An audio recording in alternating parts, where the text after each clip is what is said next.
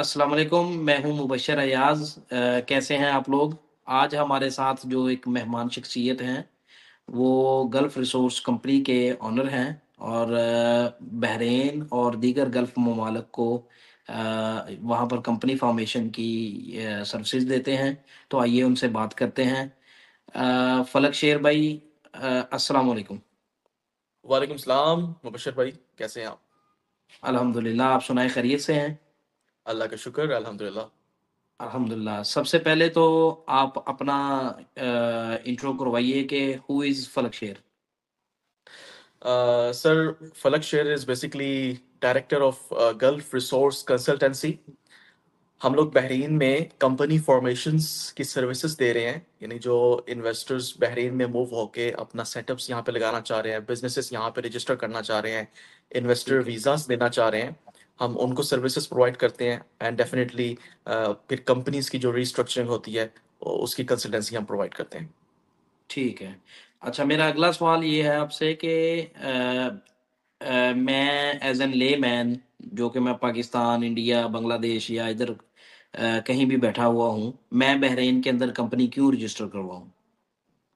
Bahrain देखें एक peaceful country है और गल्फ कंट्रीज का हिस्सा है और एक दुनिया की स्ट्रॉन्ग इकोनॉमीज जो हैं सऊदीया, यूएई और बाकी जो तमाम कंट्रीज आसपास हैं उनका हब है।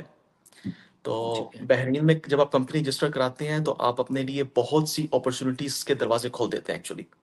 वो कौन-कौन सी अपॉर्च्युनिटीज़ हैं, उसको ज़रा एलैबोरेट करेंगे? बहरीन इटसेल्फ एक बहुत वाइब्रेंट मार्केट है, छोटी और वाइब्रेंट मार्केट है ठीक और है। यहाँ पे बहुत से पोटेंशियल्स मौजूद हैं बिजनेसेस के। हुँ, हुँ। बहुत से सेक्टर्स में जिसको अभी हम डिस्कस करेंगे। फिर बहरीन में जब आप कंपनी बना लेते हैं तो ठीक आप है, बहुत सी और कंट्रीज जो गल्फ की हैं वो आपकी एक्सेस में हो जाती हैं with in 200-300 kilometres by road. Even ठीक सऊदीया तो विद इन फ्यू किलोमीटर्स जो है वो आपके एक्सेस में हो जाता है। और ठीक है, उसका जो ईस्टर्न प्रोविंस है और फिर स्पेशली जो रियाद जो कैपिटल है वो समझे आपकी एक्सेस के अंदर है। तो ट्रिलियंस ऑफ ठीक है, डॉलर्स जो है वो आप एक्सेस की मार्केट को एक्सेस कर लेते हैं when you are sitting in Bahrain. ठीक है, बिल्कुल सही है। अच्छा, मुझे ये बताइए कि कौन-कौन से ममालिक हैं ऐसे जहाँ पर आप बहरीन के अंदर बैठ के उनको एक्सेस कर सकते हैं?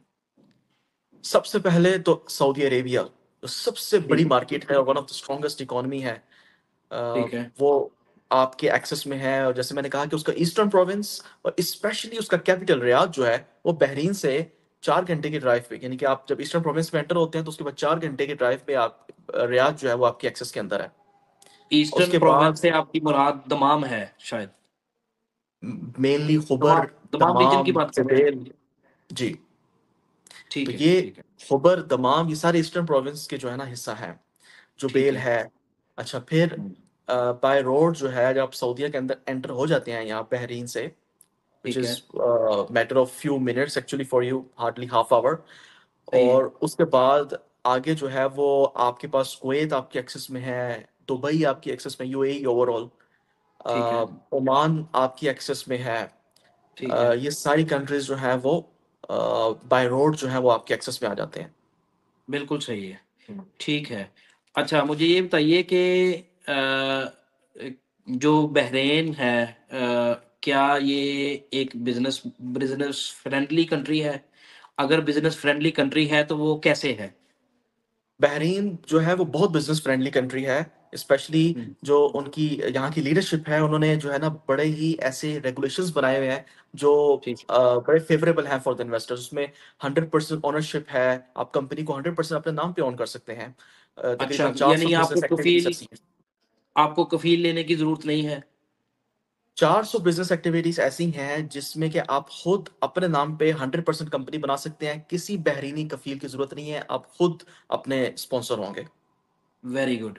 टैक्सेज़ की क्या सूरत-ए-हाल है? किस किस्म के टैक्सेज़ हैं जो एक बिज़नेसमैन पे अप्लाई होते हैं? बहरीन को आप जो है ना वो एक टैक्स फ्री हेवन कह सकते हैं। उसकी वजह यह है कि वेरी गुड। कोई इनकम टैक्स, कोई हुँ, विथहोल्डिंग टैक्स, कोई कॉर्पोरेट टैक्स कुछ भी बहरीन में इस वक्त नहीं है। बहरीन में सिर्फ वीएटी, वैल्यू एडेड टैक्स है। वो भी डेफिनेटली डायरेक्टली ऑनर्स या कंपनीज पे नहीं आता। आपने, अगर आप एलिजिबल हैं तो सिर्फ उस सूरत में आप लोगों से वो वैट कलेक्ट करते हैं अपनी सर्विसेज के अंदर और ठीक गवर्नमेंट को पे ठीक। करते हैं। डायरेक्टली आप पे इनकम, कॉर्पोरेट या किसी तरह का टैक्स जो है वो लागू नहीं होता बहरीन में।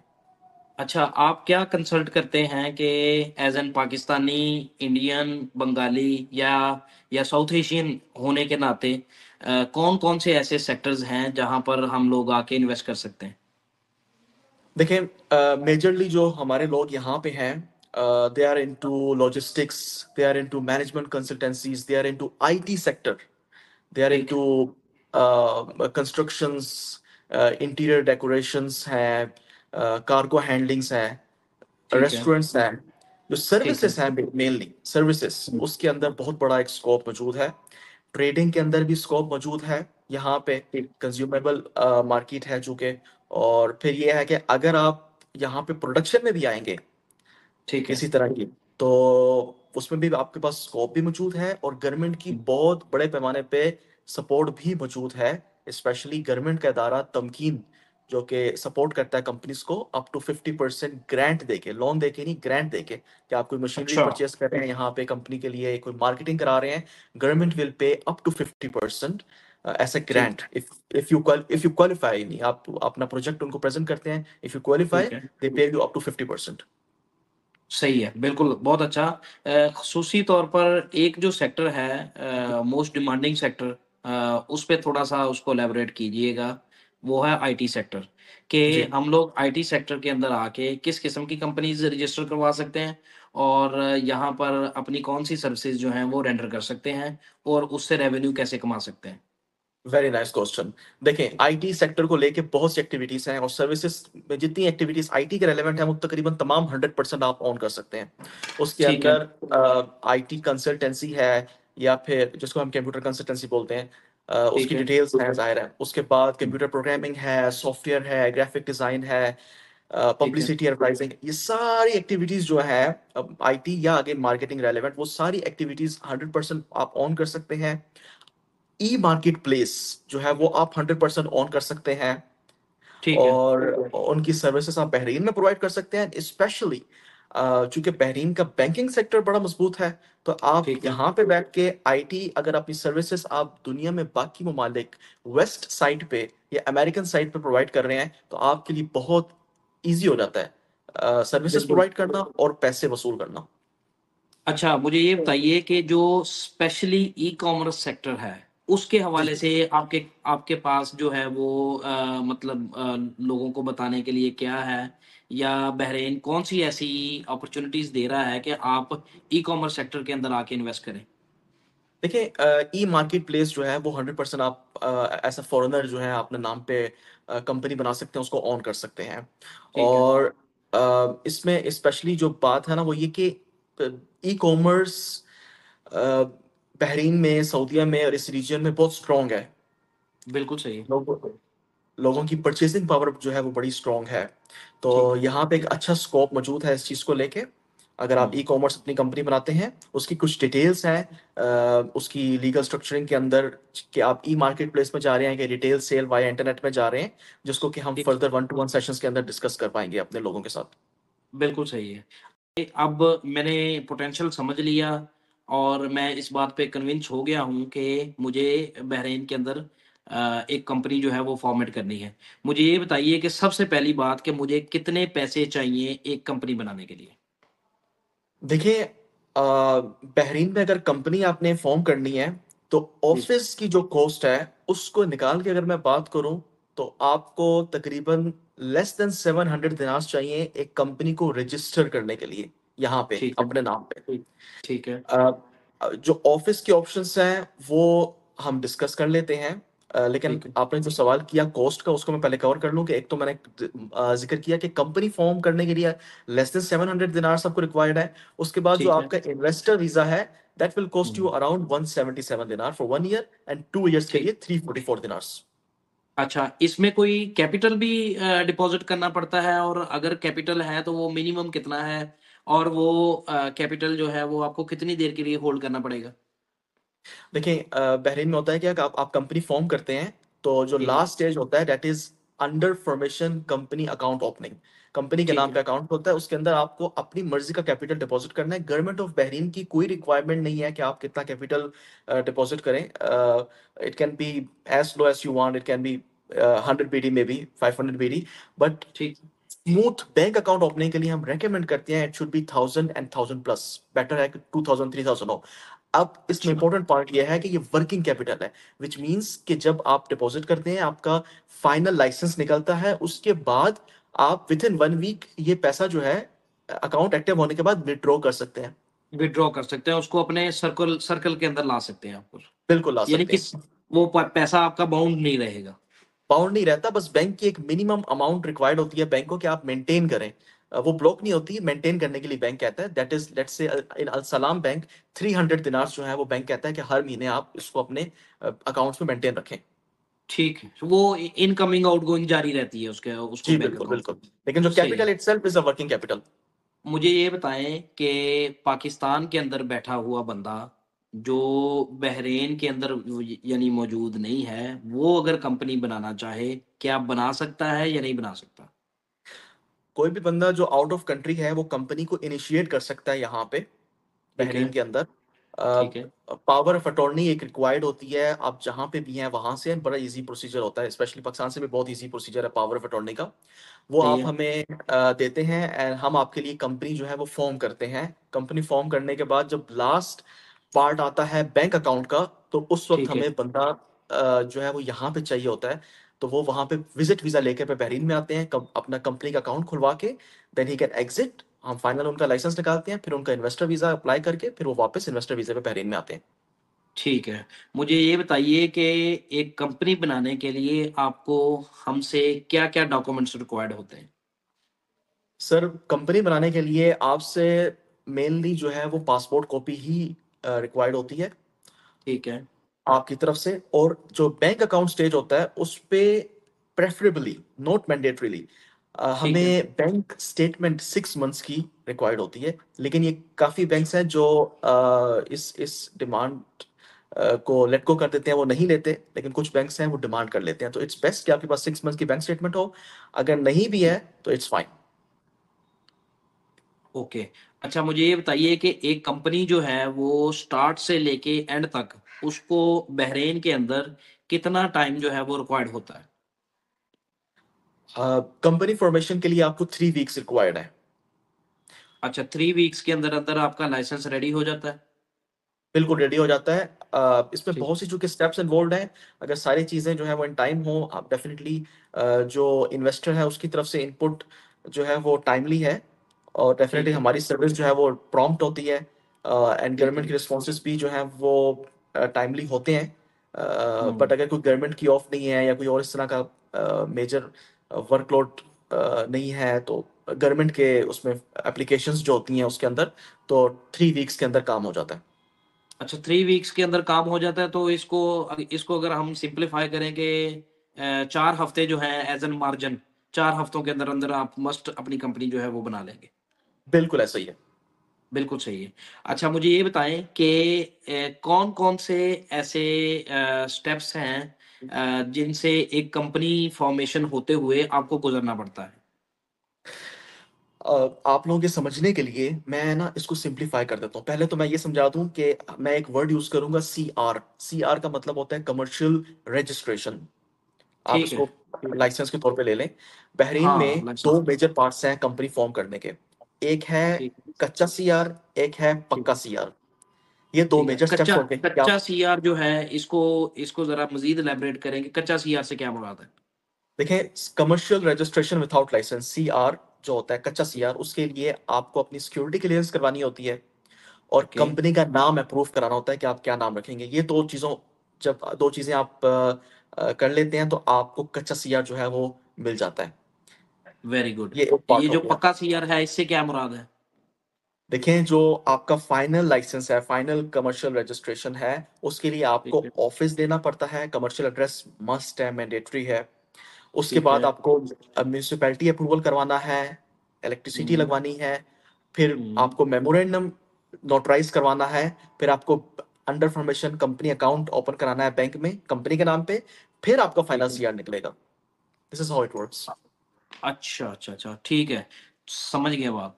अच्छा, मुझे ये बताइए कि जब हमारा फाइनल सीआर बन जाता है, तो फाइनल सीआर बनने के बाद मुझे कितने वीज़ाज़ जो हैं वो अलाउ होते हैं? आप जितने भी इन्वेस्टर हैं कंपनी के अंदर, पार्टनर्स हैं, उनको इन्वेस्टर वीजास इशू होते हैं। आपके अलावा यूजुअली तमाम एक्टिविटीज पे 2 वर्क वीजास इनिशियली इशू होते हैं। ठीक है। और इस अच्छा आप कित सीलिंग अप्लाई करके इन इन वीजास को इंक्रीज भी कर सकते हैं। अच्छा, वो वर्कलोड शो करके और इस तरह करके वो जी आपको बिल्कुल। आप वीज़ाज़ इंक्रीज़ कर सकते हैं। ये बात हो रही है वर्कर वीज़ाज़ की। वर्कर वीजास की हो रही है।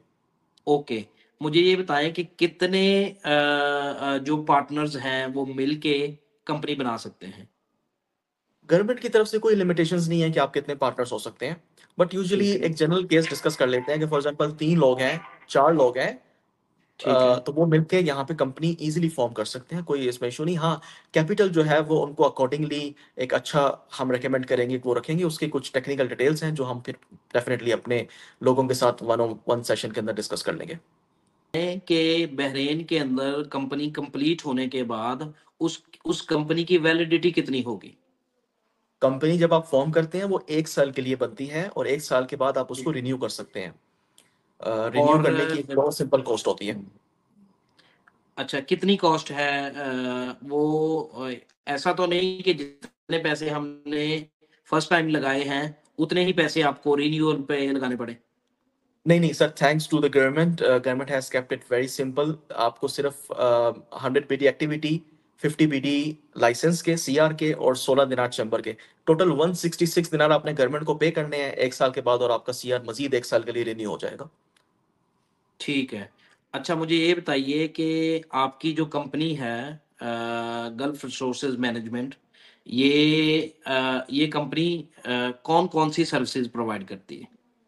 सर हम लोग मेजरली जो है वो कंपनी फॉर्मेशंस के अंदर हैं, रीस्ट्रक्चरिंग्स के ठीक है, अंदर हैं। इसके अलावा मैंने तमकीन जो एक गवर्नमेंट का इदारा है, सपोर्ट देता है, ग्रांट्स देता है, उसका जिक्र किया। ठीक है, उसमें तमकीन में बहुत सी और सपोर्ट प्रोग्राम्स हैं। बहरीनीज को आप हायर करते हैं, उनकी सैलरी 70% तक गवर्नमेंट सपोर्ट करती है। तो ठीक है। वो उसके हवाले से जो कंसल्टेंसी है वो भी हम प्रोवाइड करते हैं। एंड इसके अलावा भी जो बिजनेस प्लानिंग्स हैं, और कुछ फाइनेंशियल्स हैं, सर्विसेज हैं, कंसल्टेंसीज हैं, वो हम प्रोवाइड करते हैं। अच्छा ठीक। भाई मुझे ये बताइए कि अ, जैसे आपने बताया कि कंपनी उसको रीन्यू करने का क्या प्रोसेस है, इसी तरह वीज़ा जो है वो भी रीन्यू करने का कोई प्रोसेस है और उसकी मिनिमम ड्यूरेशन कितनी है? सर देखें, सीआर तो आपने 1 साल के लिए रिन्यू करना है, वो मैंने आपको डिटेल ठीक बताई है। है। अब सेकेंडली जो वीज़ा है, उसको हुँ, उसको भी आपने 1 साल के बाद रिन्यू करना है। वीज़ा अच्छा। स्टार्ट में जब इश्यू हो रहा था उस वक्त अगर आपने 1 साल का लगवाया था तो 1 साल बाद आपने उसको रिन्यू करना है। अगर आपने हुँ, स्टार्ट में 2 साल का लगवाया था तो फिर आप उसको 2 साल बाद रिन्यू करेंगे। और रिन्यू करने के लिए भी वही कॉस्ट है, 177 दिनार 1 साल की अगर है तो जो इशू करने की कॉस्ट है। और ठीक है। 2 साल का है तो वो 349 बीडी है इशू करते वक्त भी, और रिन्यू करते वक्त भी 2 साल बाद आपको 349 बीडी की कॉस्ट पड़ेगी। और अगर आप आउट ऑफ कंट्री भी हैं तब भी आपका वीज़ा हुँ, जो है वो रिन्यू हो जाएगा। और इसमें मैं ऐड ऑन करता चलूँ अच्छा। कि अगर आप अपनी फैमिली को भी वीज़ा देना चाहते हैं तो आप अपने हुँ, डिपेंडेंट्स यानी वाइफ और बच्चों को, और बच्चे स्पेशली जो 24 बिलो हैं, आप उनको डिपेंडेंट वीज़ा इशू कर सकते हैं एक इंतहाई मुनासिब ठीक। कॉस्ट यानी 95 बीडी पर हेड पे। आप उनको वीज़ा इशू भी कर सकते हैं और फिर उनका रिन्यू भी 95 बीडी पर हेड में होगा। अच्छा, आप अपना 1 साल का लगवाएं, उनका तब भी 95 बीडी पर हेड में रिन्यू होगा। आप अपना 2 साल का लगवाएं तब भी उनका 95 बीडी में पर हेड 2 साल का रिन्यू होगा। बिल्कुल सही है। मुझे ये बताइएगा कि आपने जो फैमिली वाली बात की कि आप एज़ एन कंपनी ओनर होते हुए अपनी फैमिली को स्पॉन्सर कर सकते हैं। उसका प्रोसीजर क्या है? कौन-कौन से डॉक्यूमेंट्स चाहिए और उसके लिए मिनिमम कितने पैसे आपके पास होने चाहिए? देखिए, अगर आपने अपनी फैमिली को वीज़ा इश्यू करना है, आपका इन्वेस्टर वीज़ा लग जाता है, उसके बाद आप अपने डिपेंडेंट्स के लिए वीज़ा अप्लाई कर सकते हैं। उसके लिए उनके passport copies 6 months plus validity होनी चाहिए पासपोर्ट्स ठीक की। है, ठीक है, और सेकेंडली आपके पास attested marriage certificate and attested birth certificate जो है वो होना चाहिए। और उससे भी इम्पोर्टेंट बात ये कि पासपोर्ट के अंदर चने बच्चों के नाम के साथ तो फादर नेम लिखा होता है, वाइफ ठीक है। के पासपोर्ट में हस्बैंड नेम लिखा होना भी ज़रूरी है।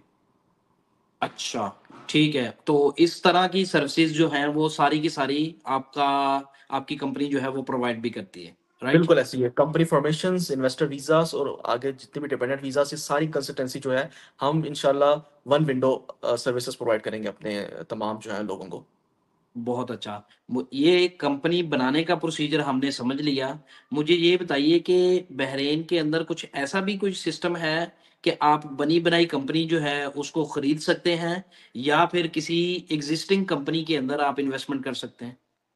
बिल्कुल कर सकते हैं आप। कोई बहरीन में कंपनी ऑलरेडी फ़ॉर्म्ड है, आप उसको परचेज़ करना चाहते हैं, उसको अपने नाम पे लेना चाहते हैं, तो बिल्कुल पॉसिबल है। इनफैक्ट आप पाकिस्तान में बैठे-बैठे उसको कर सकते हैं, आपको यहाँ पे आने की डायरेक्टली ज़रूरत नहीं है। आप पावर ऑफ अटॉर्नी हमें भेजेंगे, हम कंपनी जो है वो आपके नाम पे ट्रांसफ़र कर देंगे। ठीक और है। फिर उसके बाद आपका डायरेक्ट इन्वेस्टर वीज़ा इश्यू किया जा सकता है और आप डायरेक्ट बहरीन में इन्वेस्टर वीज़े पे लैंड कर सकते हैं।